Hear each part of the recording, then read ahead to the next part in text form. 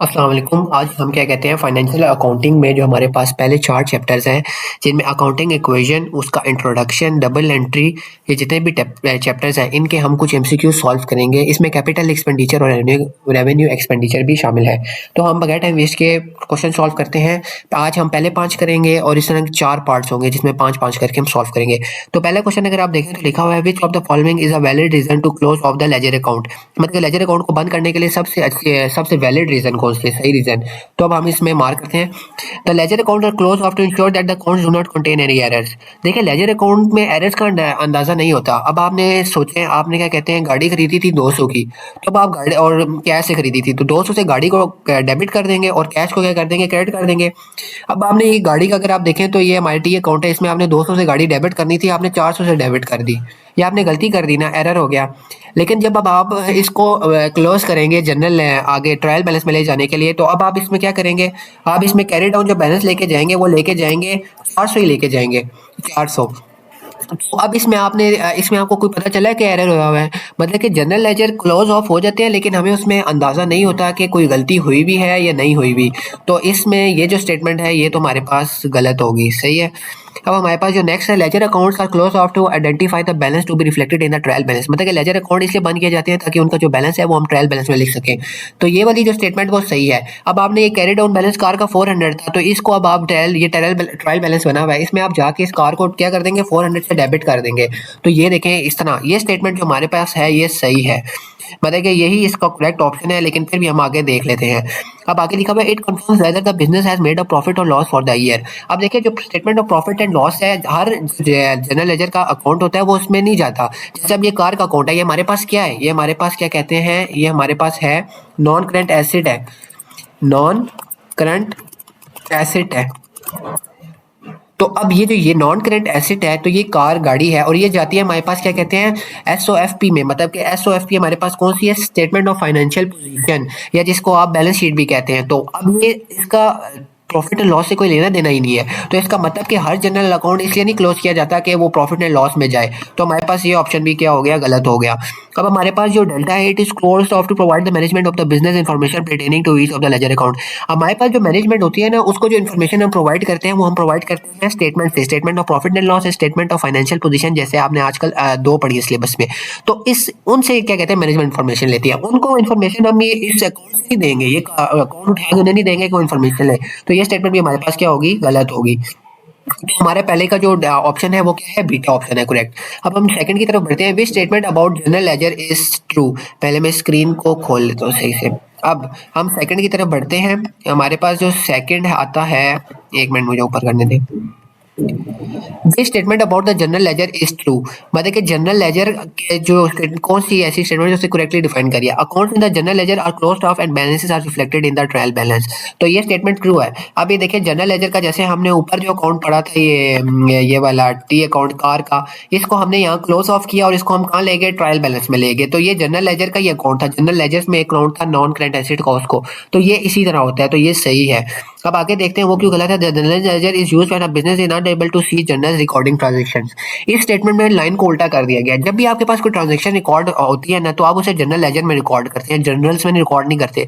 लेकिन अगर कोई ट्रांजैक्शन ऐसी है जो जनरल लेजर में रिकॉर्ड नहीं हो पा रही है, उसमें कोई गलती है, तो वो हम किधर जाके रिकॉर्ड करते हैं, वो हम जनरल्स में रिकॉर्ड करते हैं। तो ये स्टेटमेंट लिखी गलत है क्योंकि इसमें उल्टा कर दिया गया। अगर ये इधर होता और वो उधर होता तो स्टेटमेंट भी करेक्ट होती। अब general ledger is a financial statement which shows asset liability capital income and expenses. ये तो आपको क्लियर है कि ये इन्होंने हमारे पास जो डेफिनेशन दी हुई है, ये इन्होंने हमें डेफिनेशन दी हुई है एसओएफपी की, एसओएफपी उसकी ये डेफिनेशन है कि कहते हैं कि शो जिसमें एसेट लायबिलिटी कैपिटल इनकम और एक्सपेंसेस रिकॉर्ड होते हैं। तो ये भी हमारे पास क्या हो गया, गलत हो गया। अब हमारे पास जो डेल्टा है, the general ledger provide confirmation that there are no omission and error in a business transaction. देखिए ये स्टेटमेंट गलत है। अब आपको मैं ऊपर वाली स्टेटमेंट में लेके जाता हूँ कि जनरल लेजर का ये जो कार वाला अकाउंट है, अब ये 400 से है। अब मैं क्या कहते हैं, इधर ये मैंने एंट्री की हुई है, इसको मैं कड़क खत्म कर देता हूँ, जीरो कर देता हूँ। और ये मैंने करनी थी 400 से, ठीक है, लेकिन मैंने की ही नहीं, मैंने जीरो कर दिया। और इसी तरह कैरी डाउन बैलेंस भी जीरो हो गया। अब मैं जो जनरल लेजर इधर ट्रायल बैलेंस में मैं अपना लेके जाऊंगा, इसको मैं कितने को लेके जाऊंगा, 0 को। अब ये क्या हो गया, ट्रांजैक्शन ओमिट होगी ना। तो अब हमें जनरल लेजर से कोई पता चल रहा है कि हमने कोई गलती की हुई है? नहीं, हमें कोई नहीं पता चल रहा। हमें बस ये पता है कि कोई गाड़ी हमने खरीदी नहीं है, जबकि हमने खरीदी थी। लेकिन जनरल लेजर हमें ये नहीं बता रहा कि ये गलती हुई हुई है। तो जो ओमिशंस होती हैं या एरर होती हैं वो हमें जनरल लेजर से नहीं पता चलती, बल्कि वो ट्रायल बैलेंस में आप देखें, ट्रायल बैलेंस में ये डेबिट हुई हुई है ना कार। इसी तरह आपने जब गाड़ी खरीदी होगी तो आपने क्या कहते हैं 400 से गाड़ी खरीदी थी समझे, तो 400 से आपने क्या कर दिया होगा, कैश को कर दिया होगा, वो कर दिया होगा, क्रेडिट कर दिया होगा ये कैश। अब आपका ट्रायल बैलेंस क्या हो गया, अनइक्वल हो गया, 400 से क्रेडिट ज्यादा हो गया और जीरो डेबिट, डेबिट 400 से कम हो गया। अब आपको पता चलेगा कि हमारे पास कोई गलती हुई हुई है। फिर आप इसकी जाके पीछे जनरल लेजर्स में चेक करेंगे कि हमने क्या गलती की है। फिर आपको जाके पता चलेगा कि हमने गाड़ी रिकॉर्ड ही नहीं की। तो हमें ट्रायल बैलेंस से जाके पता चलता है कि हमने कोई गलती की हुई है, जनरल लेजर से पता नहीं चलता। तो हमारे पास ये वाला जो ऑप्शन है ये कि अब ये भी क्या हो गया, ये भी हमारे पास गलत हो गया। अब हमारे पास जो नेक्स्ट पार्ट है वो हमारे पास थर्ड है और उसमें लिखा हुआ है which of the following defines business entity concept. सबसे पहले आप ये समझ लें कि बिजनेस एंटिटी कॉन्सेप्ट होता क्या है। देखें, जो बिजनेस होता है ना और जो उसका ऑनर होता है वो दोनों अलग चीजें हैं। ये चीज बताता है कि ऑनर की जो अपनी पर्सनल वो कोई खर्चे कर रहा है, कोई चीजें खरीद रहा है, तो वो उसका अपना है, उसका बिजनेस से कोई लेना देना नहीं है। सिर्फ ऑनर का जो कहते हैं कैपिटल होता है, या जो ऑनर ड्राइंग्स करता है। कैपिटल क्या होता है, ऑनर जो इन्वेस्टमेंट करता है वो, या वो जो ड्राइंग्स करता है, मतलब कि बिजनेस से कोई पैसे निकलवाता है। सिर्फ ये जो दो चीजें हैं ये बिजनेस और ओनर में म्यूचुअल होती हैं। बाकी सारी जो ओनर के जो भी खर्चे हैं उसका बिजनेस से लेना देना ही नहीं है। तो अब इसको अगर हम देखें, इसकी डेफिनेशन कहाँ लिखी हुई है, the entity recognises profit where realised and losses are as incurred. तो ये इस डेफिनेशन को डिफाइन ही नहीं कर रहा है। The owner and the business are treated as separate accounting entities. तो ये आप देखें इसने डेफिनेशन में बीटा में दे दिए, सही हो गया। अब आगे देखते हैं ये क्यों गलत है। The business will continue for a foreseeable future. तो ये भी इस कॉन्सेप्ट को डिफाइन नहीं कर रहा। और legal result, the owner and the business will have a different registered address. Address को डिफरेंट नहीं करता, बल्कि वो पूरा दोनों होते ही अलग है। तो ये स्टेटमेंट भी गलत है। लीगल रीजन ये कोई और ही है, ये बिजनेस एंटिटी कॉन्सेप्ट नहीं है। अब हमारे पास जो 4 वाला क्वेश्चन है, अब उस पर हम बढ़ते हैं। तो हमारे पास है which of the following defines the business entity concept. अब ये स्टेटमेंट हमारे पास दोनों रिपीट हो गई हैं, तो हमारे पास जो इसका आंसर होगा वो भी बीटा होगा। तो ये वही है, ये रिपीट हुए हुए हैं। अब हमारे पास जो 4 है, अब हम उस पर बढ़ते हैं।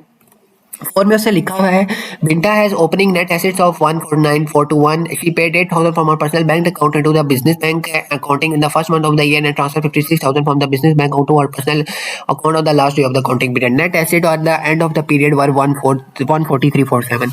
अब जो अकाउंटिंग पीरियड होता है वो हमारे लिए 1 साल के लिए पास होता है। नेट एसेट जो हमारे पास होते हैं, अब उसको क्या कहते हैं, उसका जो दूसरा नाम है आपको पता है, वो कैपिटल भी होता है। नेट एसेट कैपिटल भी होता है, लेकिन हम इधर इसको एसेट के तौर पे ही लेके चलेंगे, मतलब कि बिजनेस में लेस लाइबिलिटी होगी। अब वो 149,421 हमारे पास एसेट्स जो होते हैं वो हमारे पास क्या होते हैं, वो हमारे पास डेबिट साइड पर आते हैं। लेकिन ये हमारे पास नेट एसेट्स हैं, तो ये जो एंट्री है ये अभी क्या कहते हैं गलत है। इधर हमने नेट एसेट लिखना था, करंट एसेट्स एसेट नहीं लिखना था। तो अभी मैं इसकी एंट्री बनाता हूँ, फिर मैं आपसे इसकी एंट्रीज बनाता हूँ, फिर आपको समझाता हूँ। मैंने इसकी अब करेक्ट एंट्री बनाई है, तो अब हम बारी बारी सारी ट्रांजेक्शन्स देखते हैं। देखिए, नेट एसेट हमारे पास कैपिटल होता है, तो हमने नेट एसेट का बनाया या कैपिटल का अकाउंट।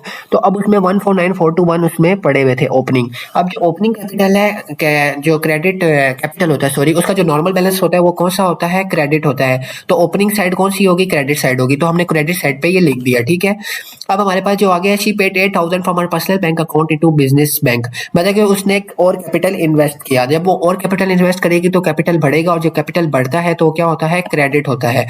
अब हमारे पास नेक्स्ट है कि उसने फर्स्ट मंथ में किया था। अब transfer 56,000 from a bank account to her personal bank account, मतलब कि अब उसने ड्राइंग किया है। अब देखिए, इस केस में हमारे पास जो एंट्रीज होंगी वो क्या होंगी कि हमारे पास जो डेबिट हो जाएगा वो ड्राइंग हो जाएगी, ठीक है। और जो हमारे पास क्रेडिट होगा वो क्या होगा, कैपिटल होगा, या आप कह लें हमारे पास एसेट कम हो जाएगा। हमारे पास जो नेट एसेट है या कैपिटल है वो कम हो जाएगा। तो इसमें हम क्या कर लेंगे, क्रेडिट कर देंगे कि नेट एसेट्स को, मतलब कि हमारे पास एसेट्स क्या हो गए, कम हो गए। अब जो उसके पास हमारे पास नेक्स्ट है कि उसने कैरी डाउन बैलेंस हमारे पास 1,403,447 का था। अब उसने हमें कहा है कि इसमें हमने फाइंड करना है प्रॉफिट, मतलब कि हमारे पास यहाँ कोई वैल्यू थी, यहाँ कोई वैल्यू है एक्स, वो हमने फाइंड करनी है जो हमें नहीं पता। अब देखिए, अब इसको हम टोटल करेंगे, ये 196,347 आ गया। तो इसका मतलब अब आपको पता है डेबिट और क्रेडिट साइड दोनों साइड इक्वल होती हैं, तो 196 और इन दोनों साइडों पे 196,347 आ जाएगी।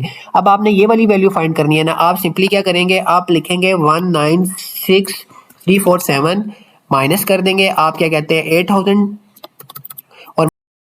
ओपनिंग बैलेंस जो है 491 तो हमारे पास जो इसमें आंसर आ जाएगा ना, वो आएगा, हमारे पास आता है 38,926, जो हमारे पास बीटा ऑप्शन है।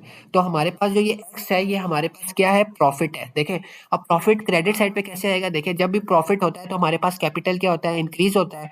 तो उसमें जब कैपिटल इंक्रीज होता है तो कैपिटल क्या हो जाएगा, क्रेडिट हो जाएगा। तो हम प्रॉफिट को किस साइड पे लिखेंगे, क्रेडिट साइड पे लिखेंगे। तो हमारे पास ये फिफ्थ क्वेश्चन भी सॉल्व हो गया। अब आपको इसमें पांचवें क्वेश्चन में कोई मसला हुआ हो तो मुझे आप कमेंट्स में बता दीजिएगा।